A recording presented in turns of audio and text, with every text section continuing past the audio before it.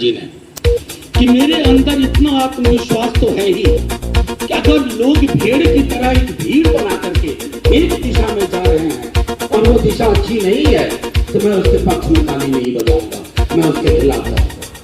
ये चंद्रशेखर जी है।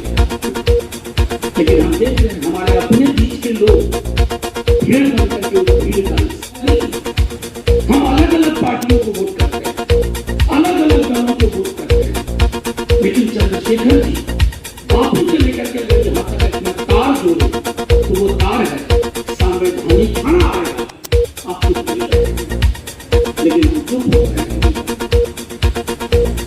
गांधी की जो राम की संकल्पना थी, क्या वो यही संकल्पना है जो आज के मर्यादा पुरुषोत्तम की संकल्पना? मतभेद हो सकता है कि खिड़की कहाँ हो, दरवाजा कहाँ हो, सहन कहाँ हो, बाथरूम कहाँ हो, आंगन कितना बड़ा हो, आंगन कितना छोटा हो, तो आमतौर पर घर की डिजाइन में मतभेद हो सकता है, लेकिन घर में अगर आग लगी हुई हो तो मतभेद की गुंजाइश नहीं होती। ये चंद्रशेखर जी ने कहा आज हमारे घर में आग लगी हुई है, जिन्होंने लगाई है वो भी जान रहे हैं कि आग लगी हुई है, जिन्होंने लगाई है उनको पता है इस पर कोई अग्निशमन यंत्र काम नहीं करेगा, लेकिन आग के कुछ लुत्फ उठा पटेल हों, मौलाना आजाद हों या बाद के दिन में आए तो जिनकी आज पुण्यतिथि है चंद्रशेखर जी, अगर वो आज पृथ्वी पर आ जाए, अगर ऐसी कोई व्यवस्था हो कि ये पृथ्वी पर वापस आ जाए तो ये क्या करेंगे, इनकी राजनीति क्या होगी, ये किस तरह से सोचेंगे, इनके फैसले क्या होंगे। यकीन मानिए अगर इन सब के बीच में आपस में काफी विरोधाभास है, लेकिन अगर आज ये पृथ्वी पे आ गए ना तो आपस में गठबंधन बना लेंगे, अपनी मतभिन्नता भूल जाएंगे, अपने विरोधाभास की तिलांजलि दे देंगे, क्योंकि चंद्रशेखर जी कहते थे, कई दफा कहा उन्होंने की तारीख तक भी बाबू प्रताप सिंह जी समाजवादी आंदोलन और समाजवादी विचारों के साथ ही जुड़े हुए हैं, कहीं फिसलन नहीं आई, कहीं भटकाव नहीं आया, इसलिए हम सब के लिए ये आदर्श है।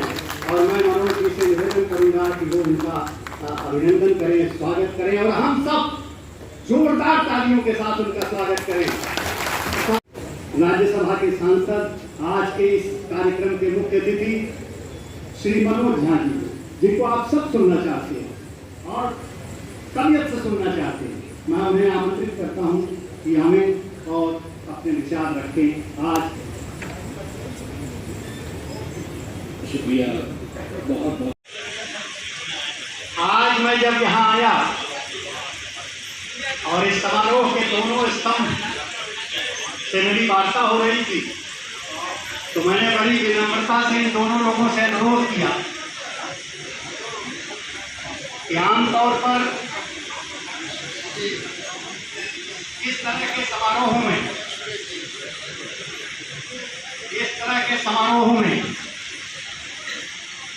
हो जाता है मंच और संवाद, इसके लिए समय कम पड़ जाता है, इसलिए ये निश्चय किया गया कि कम से कम औपचारिकताओं की पूर्ति करते हुए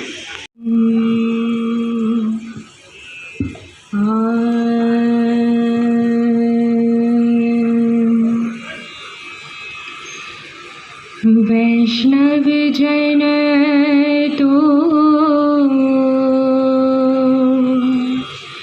तेने कहिए जे, पीर पराए जाने रे, वैष्णव जन तो तेने कहिए जे, पीर पराए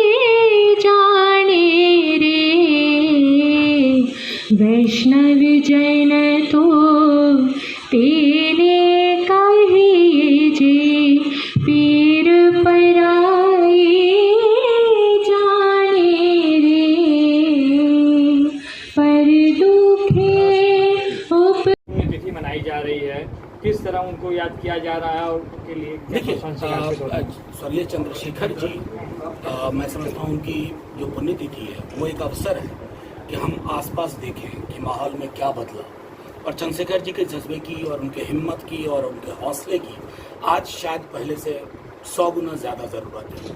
देश की धारा ठीक नहीं है और वो वैसे व्यक्ति थे जो धारा के विपरीत बोलते थे, चलते थे। हमें ऐसे लोगों की आज ज़रूरत है जो देश की धारा को संवैधानिक धारा में तब्दील करने के लिए, संवैधानिक मूल्यों की रक्षा के लिए इकट्ठा हों और चंद्रशेखर जी के जज्बे से काम करें। इसी संदर्भ में गांधी और गांव शीर्षक से खेतीहर समाज के सरोकार चंद्रशेखर जी के माध्यम से करने की चीज़ है। देश में सर सांप्रदायिक माहौल भी बिगड़ रहे हैं। नुपुर शर्मा का केस ले लिया जाए या उनको मारने की मैंने कहा ना कि देश उल्टे पांव की यात्रा पे चल पड़ा। जो चीजें मध्य युग में हुआ करती थी, जो छवियां डरावनी हमने 47 में नहीं देखी, पाकिस्तान बना, उसने अपने लिए कोई रास्ता चुना, वो रास्ता अंधे कुआं का था।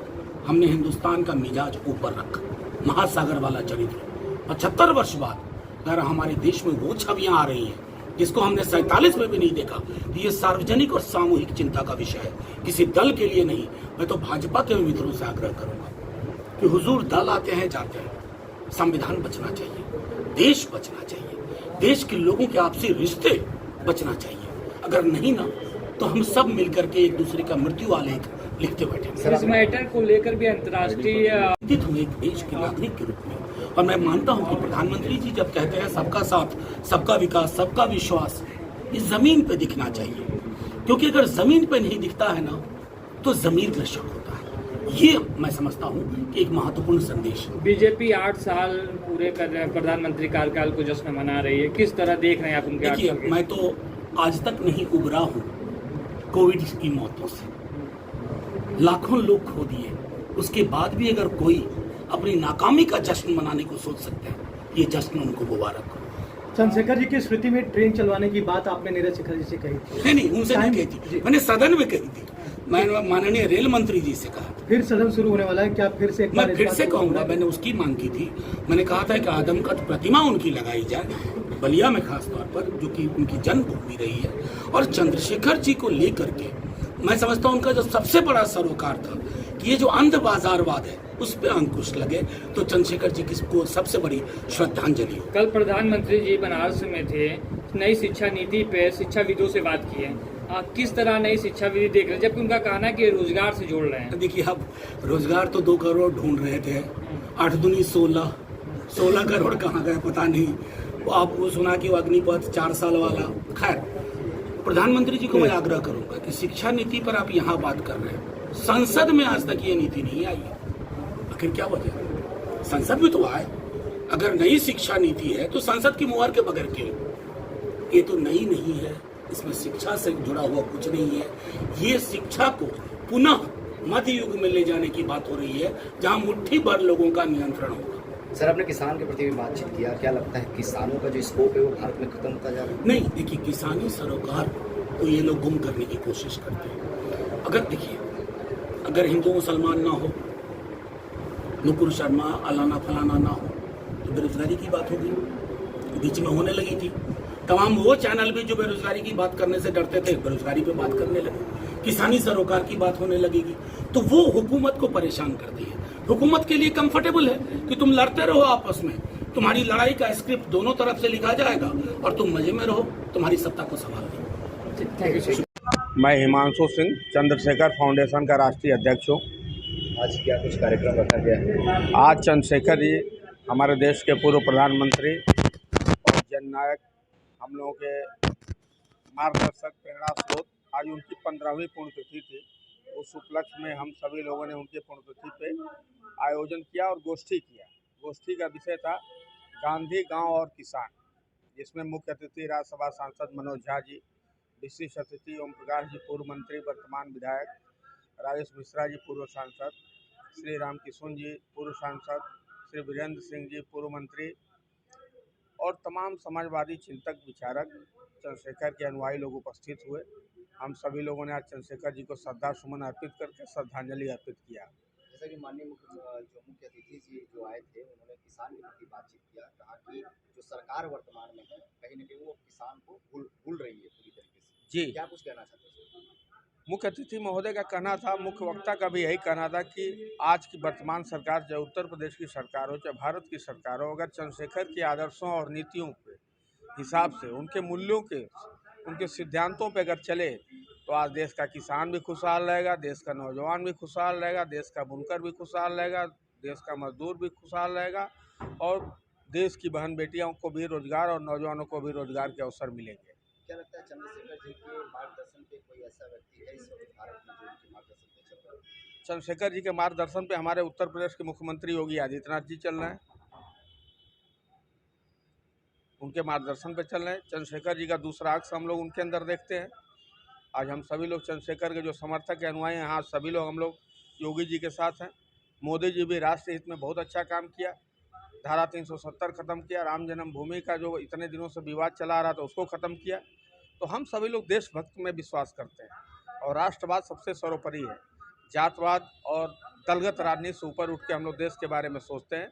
तो देश के बारे में हमारे यशस्वी मुख्यमंत्री और यशस्वी प्रधानमंत्री अच्छा काम कर रहे हैं, हम लोग उनको बधाई देते हैं। तो देश में जो हालात है हिंदू मुस्लिम का, जी। कहीं धर्म की अब राजनीति जारी हो गया, जी, क्या कहें? देखिए आज इस देश को, भारत को विदेशी ताकतें कमज़ोर करने के लिए लगी हुई हैं। भारत में पहले भी मुसलमान था, आज भी मुसलमान है, पहले भी मुसलमान सुरक्षित था, आज भी सुरक्षित है। ये विसंगतियाँ, भ्रम फैलाया जा रहा है, समाज के अंदर जहर घोला जा रहा है। कोई आदमी हमारे बीच का हो, चाहे हिंदू समाज का हो, वो कभी नहीं चाहता लड़ाई। लड़ाई होने से, हिंसा होने से विकास अवरुद्ध होता है और देश कमज़ोर होता है।